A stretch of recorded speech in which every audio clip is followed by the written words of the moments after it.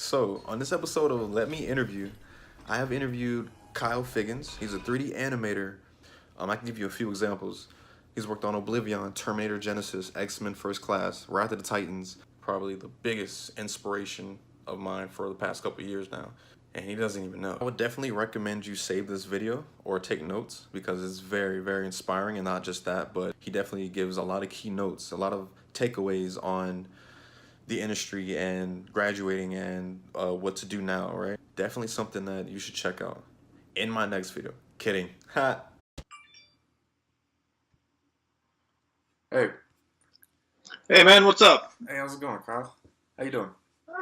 I can't complain. Kind of late. Is it difficult to have a career when you started off in animation? I think it's not so much difficult as much as managing expectations. I think a lot of students imagine that a diploma comes with a job, Right. and that's not always the case. So, and a lot of people as well, myself included, thought that I was just going to graduate and then be working at my dream job because Right. I wanted it really badly. But so do a million other people who've been working longer, have more talent or experience than myself, especially at that time. Right. So coming out of school, you end up taking a job that may not be the best.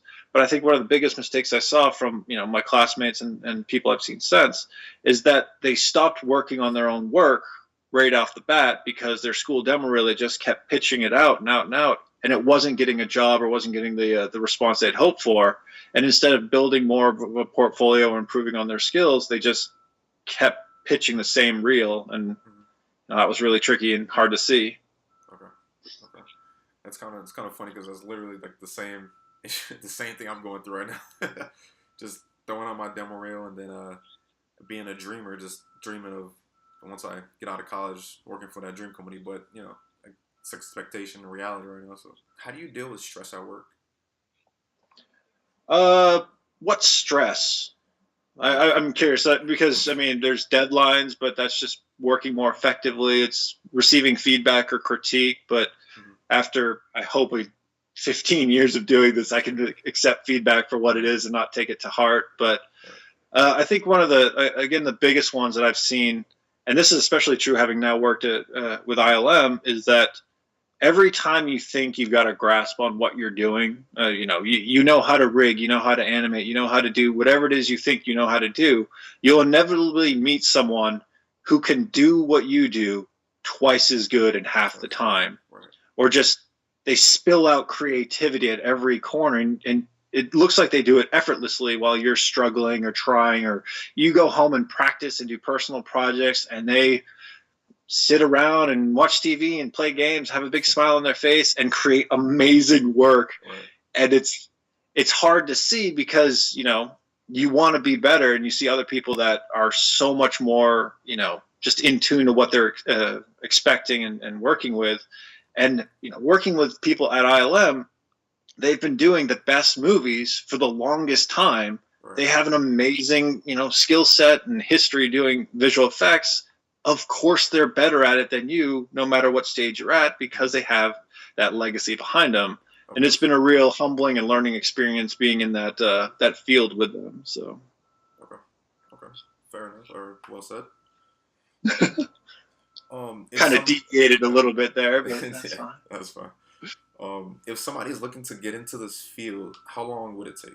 Just like a general, like how long would you think? I would say 2 years, 2 but that years. includes also some schooling and stuff like that, because there's so many variables about finding your first job and whether or not it's a job you want to take or a job you can take. I mean, Mhm. if you're fortunate enough that you can take a lower paying job or that you have the ability to move, then you have more options on the table. Okay. But if you have a family or a house or money's a factor, your options or your field gets a lot more limited. So, Okay. I was able to take my first job because I had nothing. I was a student straight out of school, and they offered me a job. And before I even heard how much money, I was like, "Yep, sure. Yeah. You said yes. I'll come to Texas, and we'll make this happen." Kind of deal. Let's see. So, what advice would you give for someone pursuing the same career as you? And this goes for just graduating students or students in college right now going for that, or just anybody just pursuing animation or CG. Uh, aim small.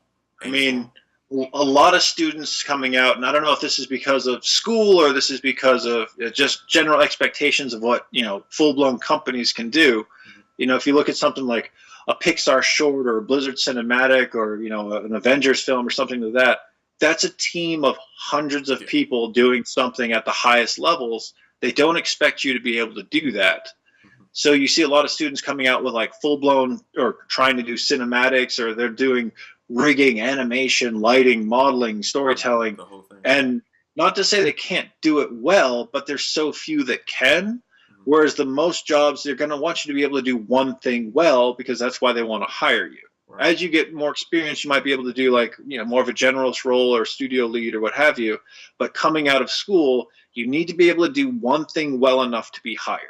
Okay. And typically, if you want to do, let's say, animation, which is obviously what I do, Yeah.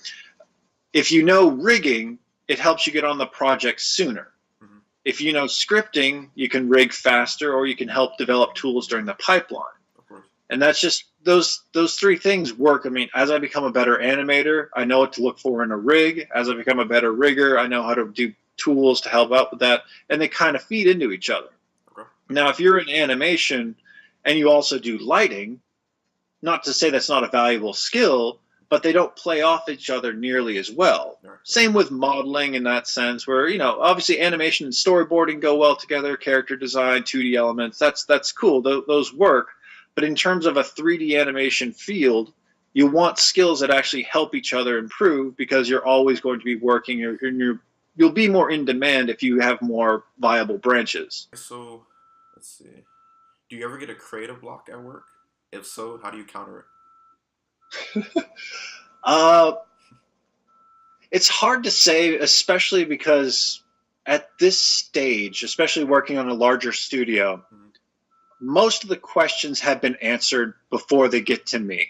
Okay. There's the shot before and after me that gives me context for what should happen in mine. Okay. There's the previs and the postvis that's already saying what the director wants to see in some form or another.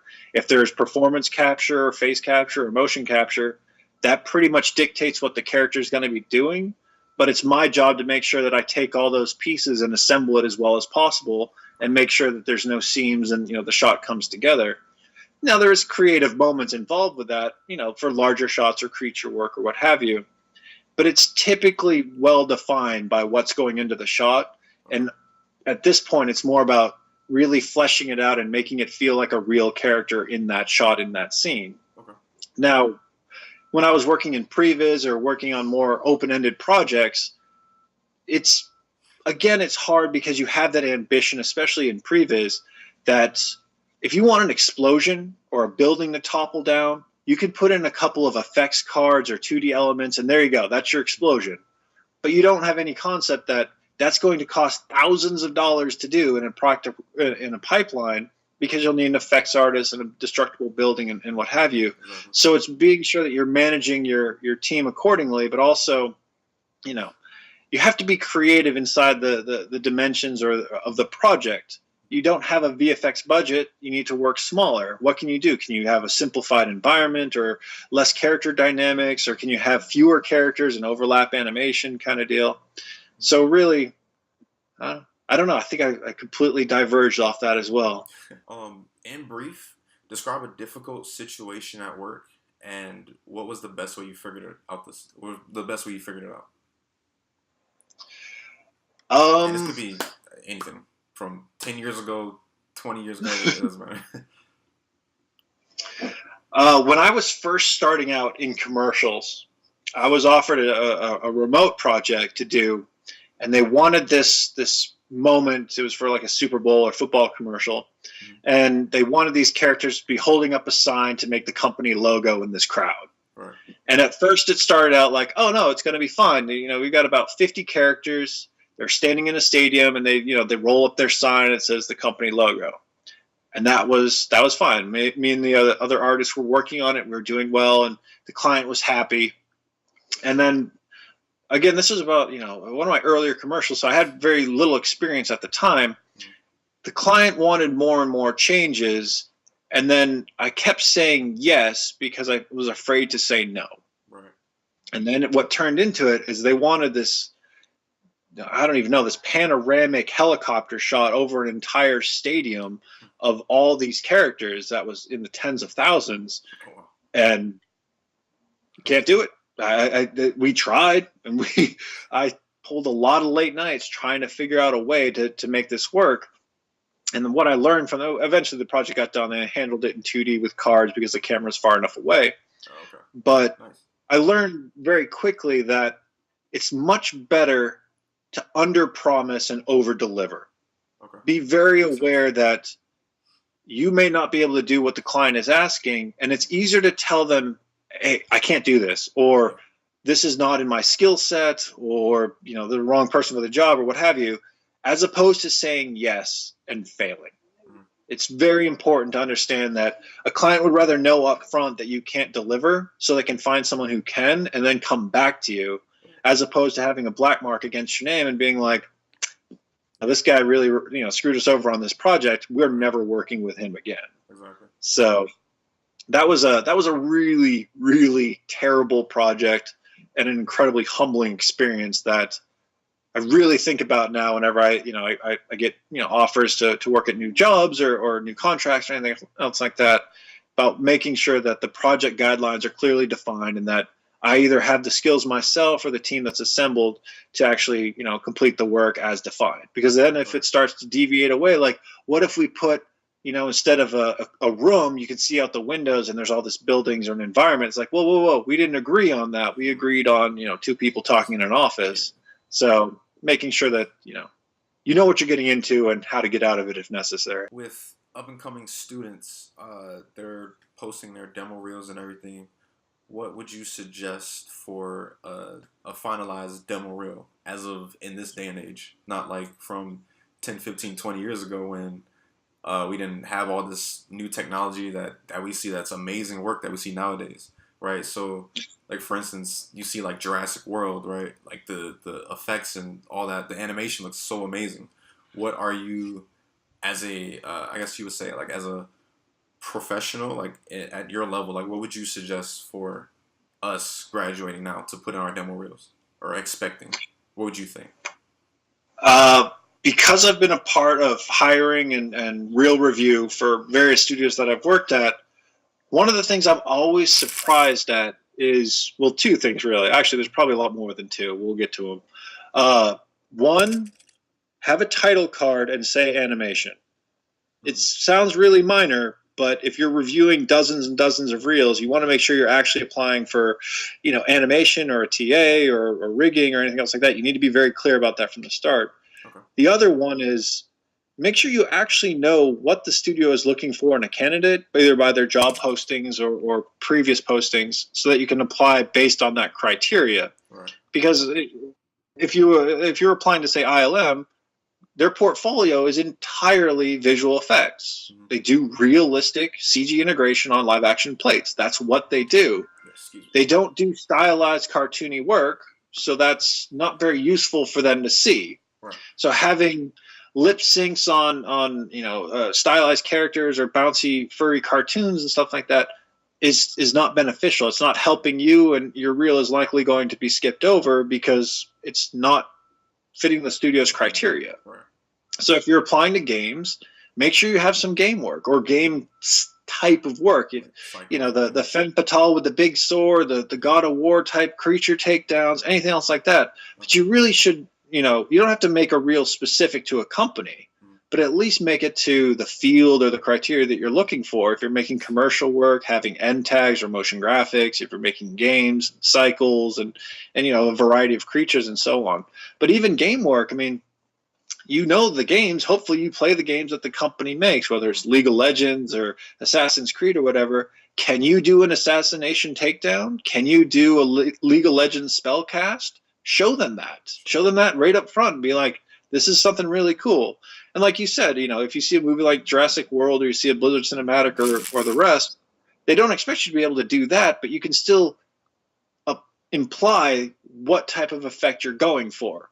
A dust card, or if a character, does a 3-point landing after a big jump, you can still take some polygon cubes and just kind of, break up the ground a little bit to show the impact. It doesn't have to be the same, quality, but at least then you'll be able to say, like, this is how I saw the shot envisioned. A character punches through a wall, or the mage casts a spell and here's this blue beam of energy that shoots from her staff kind of deal. You can convey that in your animation with very basic polygons and still get that point across and still say that, again, this is my animation. When the rest of the departments have their way with it, it's going to be amazing, and this is what I can contribute. Okay. But on top of that, and this is super old, and I'm glad I don't see it nearly as much anymore. Mm-hmm. But if you're applying for an animation position, just show animation. Just show animation. I mean, a lot of people try and show their, because I'm guilty of it myself when I first started out, that I know how to do graphic design or figure drawing, or I know how to model, or I know how to rig. That's not useful. I want to make sure that, whoever's applying, they did the animation shown on their reel, and if not, it's clearly noted as a, did not animate, or it's grayed out to show context or what have you. So, yeah. Was it worth going to school for this career of choice, and did it pay off? I have wondered that a lot, and it's hard to say. And obviously, the short answer is yes. Go to school. It is useful.